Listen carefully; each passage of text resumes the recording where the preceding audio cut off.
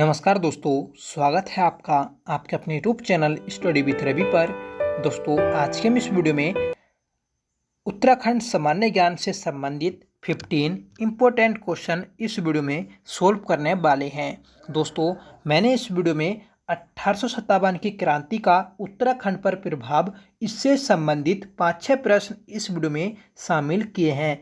ठीक है, जब हम इन क्वेश्चन को पढ़ेंगे तो साथ में आपको इन क्वेश्चन की डिटेल बताऊंगा, जिससे आपको यह टॉपिक अच्छे से क्लियर हो सके। तो फ्रेंड्स, आज की वीडियो इंपॉर्टेंट होने वाली है, तो आप वीडियो को शुरू से लेकर लास्ट तक जरूर देखते रहिएगा। आपको वीडियो पसंद आए तो प्लीज़ वीडियो को लाइक जरूर करिएगा। ठीक है, तो चलते हैं आज के हम पहले प्रश्न पर। पहला प्रश्न रहेगा कि सहस्त्रधारा जलप्रपात किस नदी पर स्थित है। तो दोस्तों, यह जलप्रपात बाल्दी नदी पर स्थित है।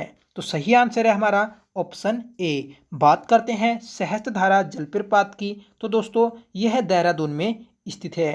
ठीक है, इसमें जो जल पाया जाता है तो दोस्तों यह जल गंधक युक्त होता है। इसमें स्नान करने से चर्म रोगों से मुक्ति मिलती है। नेक्स्ट क्वेश्चन है कि राज्य में गंधक की खोज किस वर्ष की गई। तो दोस्तों इंपॉर्टेंट क्वेश्चन है, ठीक है, जिसका सही आंसर है 1957 में। तो दोस्तों, राज्य में गंधक की खोज जो की गई थी तो वह 1957 में की गई थी रूपगंगा घाटी से। दोस्तों, यह रूपगंगा घाटी चमोली जनपद में स्थित है।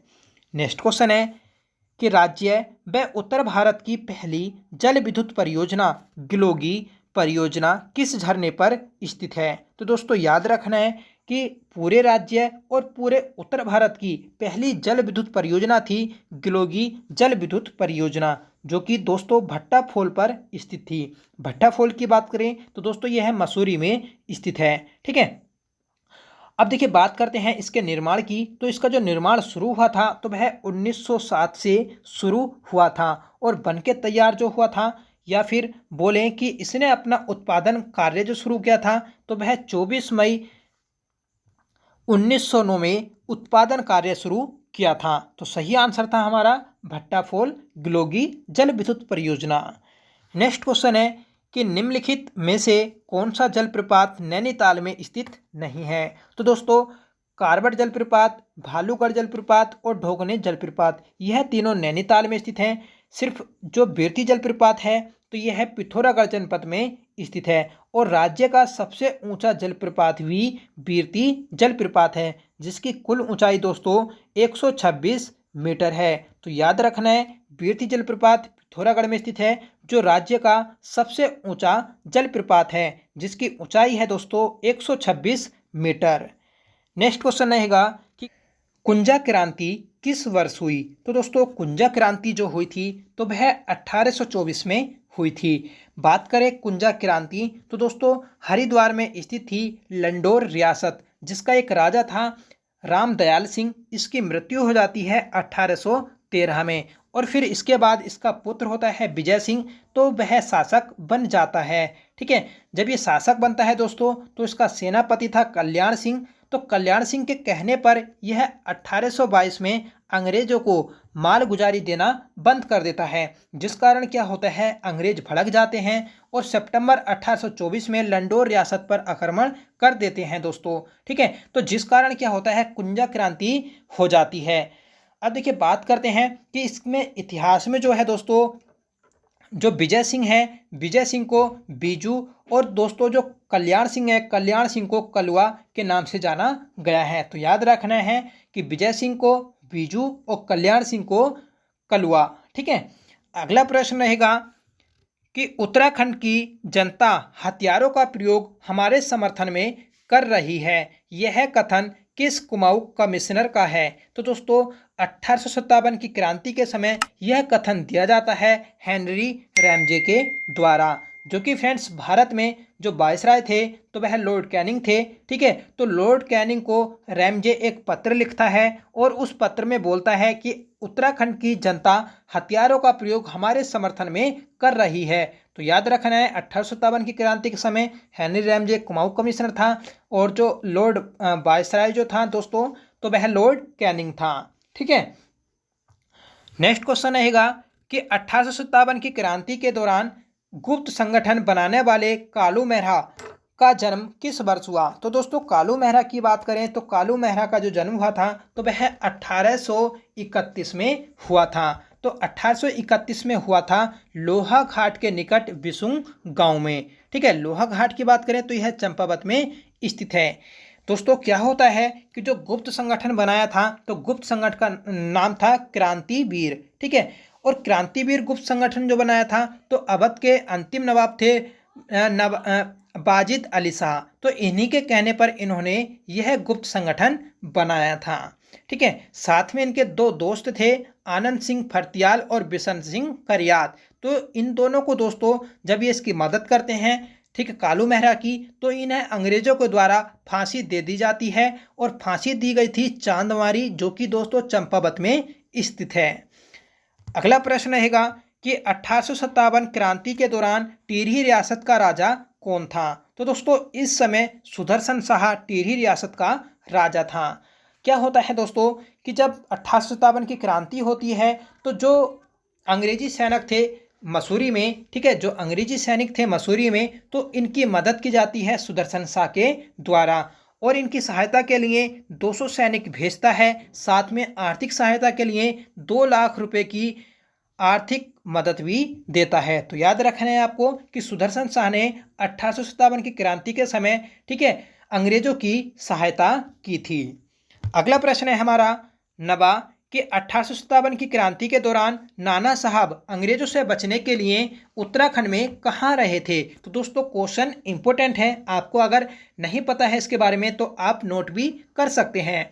तो दोस्तों 1857 की क्रांति के समय जो नाना साहब बचने के लिए आए थे अंग्रेजों से तो वह उत्तरकाशी में आए थे और जिस स्थान में रहे थे तो उसे वर्तमान में धूधू का उडियार या फिर नाना साहब का बाड़ा के नाम से भी जाना जाता है। और फ्रेंड्स जब ये उत्तरकाशी आए थे तो यह 1859 में आए थे। तो सन भी आपको याद रखनी है।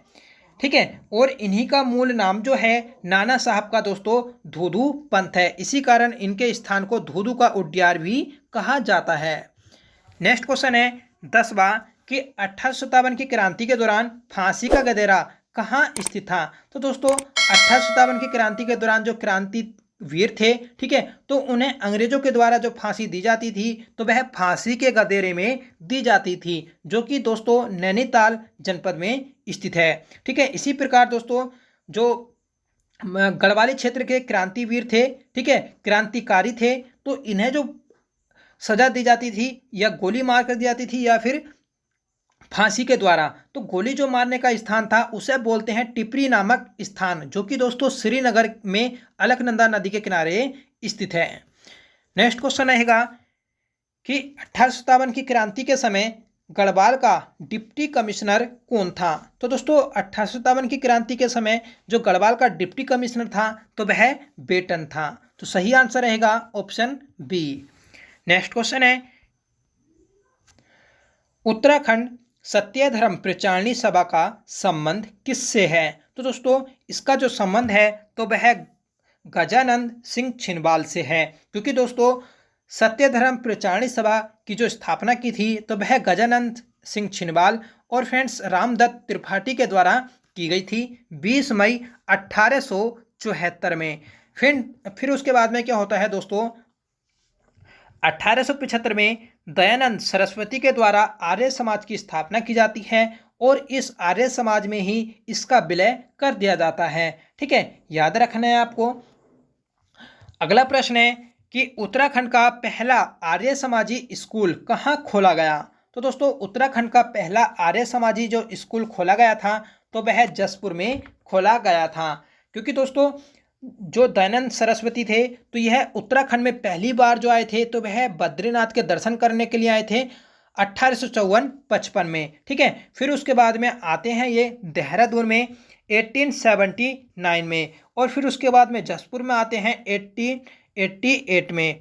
ठीक है, 1880 में। तो फ्रेंड्स इसी समय 1880 में जसपुर में इनके द्वारा पहला आर्य समाजी स्कूल खोला जाता है। नेक्स्ट क्वेश्चन रहेगा उत्तराखंड में दलितों को शिल्पकार नाम दिलाने में सर्वाधिक महत्वपूर्ण भूमिका किसकी रही? तो दोस्तों दलितों को जो शिल्पकार नाम दिलाने में सर्वाधिक महत्वपूर्ण भूमिका रही है तो वह मुंशी हरिप्रसाद टमटा की रही है। ठीक है, तो सही आंसर रहेगा ऑप्शन सी। ठीक है, नेक्स्ट क्वेश्चन है 15वां, और यह है हमारा इस वीडियो का लास्ट क्वेश्चन है कि कालो का डांडा किसका प्राचीन नाम है। क्वेश्चन इंपॉर्टेंट है, ठीक है, इजी भी है, पर क्वेश्चन इंपॉर्टेंट है दोस्तों, एग्जाम में कई बार पूछा जा चुका है। ठीक है, तो इसका आंसर आपको कमेंट बॉक्स में देना है कि कालो का डांडा किसका प्राचीन नाम है। लैंसडाउन, दुगड्डा, देवलगढ़, श्रीनगर। ठीक है, तो आंसर जरूर बताइएगा कमेंट बॉक्स में, साथ में जरूर बताएं कि आज का सेशन कैसा रहा। मैं मानता हूं आज के सभी क्वेश्चन दोस्तों इंपॉर्टेंट थे, आपको पसंद जरूर आए होंगे। ठीक है, तो फ्रेंड्स वीडियो को लाइक जरूर करिएगा, आपने अभी तक वीडियो को लाइक नहीं किया है तो। ठीक है, चैनल पर आप पहली बार विजिट कर रहे हैं तो चैनल को सब्सक्राइब भी कर लीजिएगा, जिससे आने वाली सभी वीडियो का नोटिफिकेशन सबसे पहले आपको मिले। ठीक है, तो फ्रेंड्स मिलते हैं नेक्स्ट वीडियो के साथ, तब तक के लिए bye. Thank you so much for watching. जय हिंद।